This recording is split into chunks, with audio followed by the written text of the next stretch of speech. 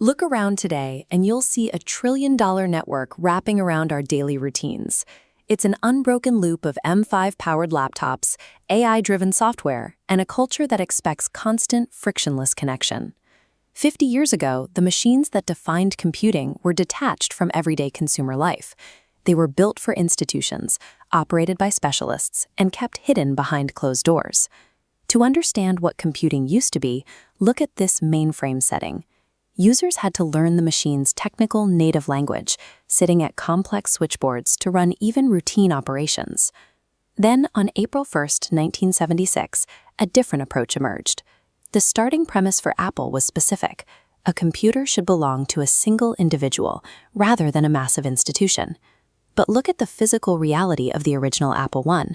It is an exposed circuit board bolted onto a wooden frame, a machine built entirely by and for engineers. Crossing the gap between that raw wiring and a product for the home required a translation effort. The hardware needed a layer of design to make it approachable and usable. Over the next 50 years, the company pushed beyond hardware iterations. They continually stretched the definition of a personal device until it covered nearly every aspect of human interaction. The first step in that translation was fixing the communication barrier.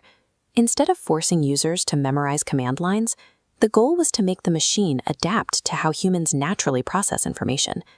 You can see that shift on the screen of the 1984 Macintosh. It introduced folders, a desktop, and a trash can, replacing lines of code with visual metaphors. By making the interface visually understandable, the tool became friendly. People started developing an attachment to the hardware sitting on their desks. Raw processing power serves little purpose if the person looking at the screen feels alienated by the machine. Yet, cultural resonance does not guarantee survival. As the company expanded through the 1990s, that initial clarity eroded.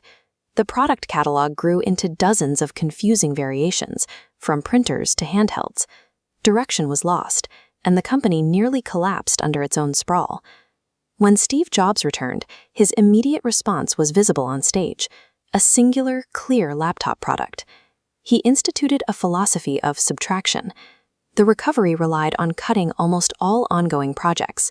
By building very few items, they could channel all their resources into refining the ones that remained. This turnaround established a core operational rule.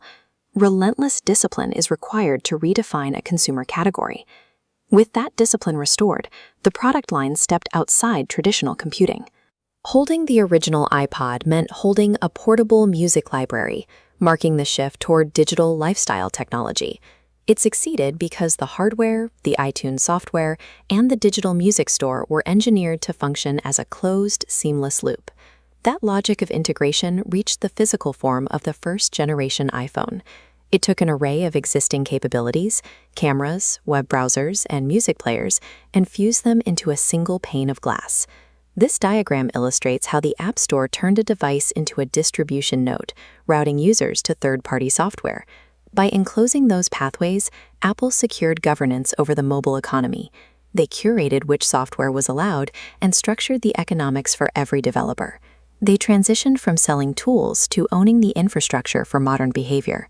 Look at the 2026 strategy through this network model. Individual nodes, silicon processors, iCloud syncing, and Apple Pay fuse together into one operational sphere.